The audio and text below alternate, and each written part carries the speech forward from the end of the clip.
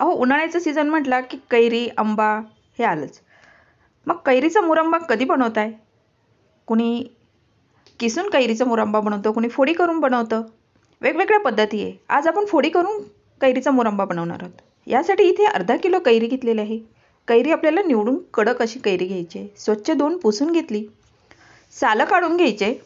सालं काढल्यामुळे कैरीची फोडी या शिजण्यास लवकर मदत होते आणि खायला एक सॉफ्ट अशी कैरी आपल्याला छान लागते. बघा, इथे आपण या पद्धतीने सर्व कैऱ्यांची सालं काढून घेणार आहोत. इथे आपल्या कैरीची सालं काढून झालेली आहे. आता आपल्याला ही कट करून घ्यायची आहे. कैरीच्या फोडी करताना छोट्या किंवा मोठ्या आकाराच्या फोडी तुम्ही इथे करू शकता किंवा लांबट देखील करू शकतात.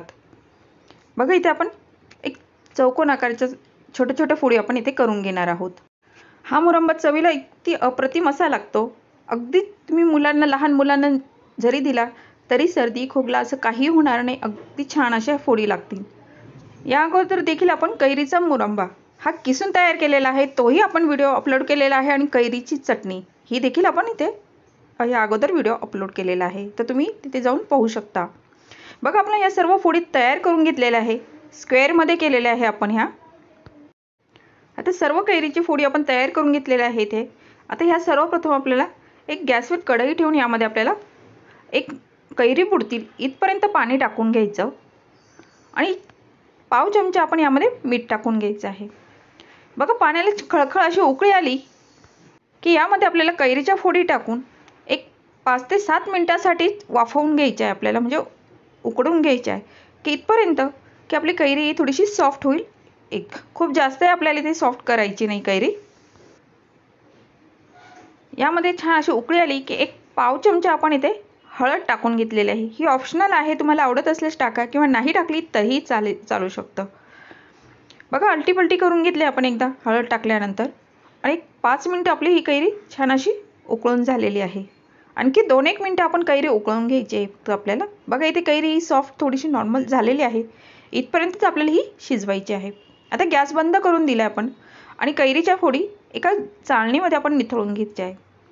आता याच कढईमध्ये आपण जेवढी कैरी घेतली त्याच्या, आता समजा अर्धा किलो कैरी घेतली तर आपण 600 ग्रॅम इथेच आपण साखरचा वापर करणार आहोत. इथे साखरेच्या ऐवजी तुम्ही गुळाचाही वापर करू शकता.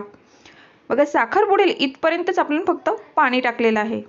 तर आपल्याला याचे एक तार येईपर्यंत आपल्याला हा पाक शिजवून घ्यायचा आहे. इथे नॉर्मल एक तार यायला लागली आहे, इथपर्यंतच आपल्याला हा पाक तयार करून घ्यायचा आहे. गॅस बंद करायचा आणि यामध्ये आपल्याला ह्या कैरीच्या फोडी टाकून घ्यायच्या आहे आपल्याला. बघा, आपली तार पूर्ण अशी तयार झालेली नाही आहे, पण व्हायला लागली इथपर्यंत.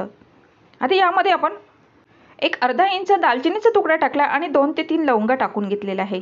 आता कैरीच्या फोडी यामध्ये आपल्याला टाकून घ्यायच्या आहे. आता कैरीच्या फोडी टाकल्यानंतर पाक हा आपला परत थोडासा सैलसर होतो. तर आता या पाकामध्ये आपल्याला ह्या कैरीच्या फोडी इथपर्यंत शिजवायचं की पाकाची कन्सिस्टन्सी आपल्याला परत एक तार येईल इथपर्यंत तयार करायची आहे. फुल गॅस नाईट केला, मीडियम गॅसवरही तुम्ही हे करू शकता. हे शिजेपर्यंत तुम्ही दुसरीही कामं तुमची करू शकता. बघा, आपल्याला हे अलटीपलटी करत राहायचं आहे थोडंसं अधूनमधून, म्हणजे खाली साखर ही तळायला लागू नये यासाठी. इथे पाहू शकता आपला मुरंबाचा रंग देखील सुरेख आलेला आहे, मस्त असं झालेलं आहे बघा. आणि पाकही बराचसा सुकला आहे. तुम्हाला इथे हवं असल्यास तुम्ही या स्टेजला देखील गॅस बंद करून हा मुरंबा काढून घेऊ शकता.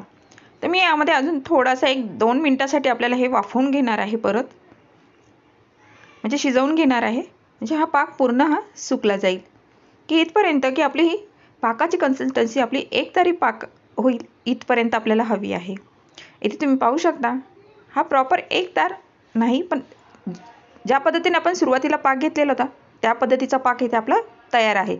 आता या स्टेजला आपण हा गॅस बंद करून देणार आहोत आणि हा आपला मुरंबा तयार आहे. अगदी अप्रतिम चवीचा असा मुरंबा नक्की ट्राय करून बघा. अगदी लहान मुलांपासून तर वयस्कर लोकांपर्यंत देखील तुम्ही हा मुरंबा आवडीने खातील, गॅरंटी. बघा, तयार करा आणि कसा झाला हे कमेंट बॉक्समध्ये लिहायला विसरू नका. मुरंबा हा जास्त दिवस टिकण्यासाठी हा स्वच्छ कोरड्या काचेच्या बरणीमध्ये भरून ज्यावेळेस आपल्याला काढायचा आहे त्यावेळेस आपला हात कोरडा हवा किंवा चमचा देखील कोरडा हवा, या पद्धतीने आपण हा मुरंबा बरणीतून बाहेर काढायचा आहे. बघा, रेसिपी आवडली असेल तर लाईक, शेअर आणि सबस्क्राईब करायला मात्र विसरू नका हा.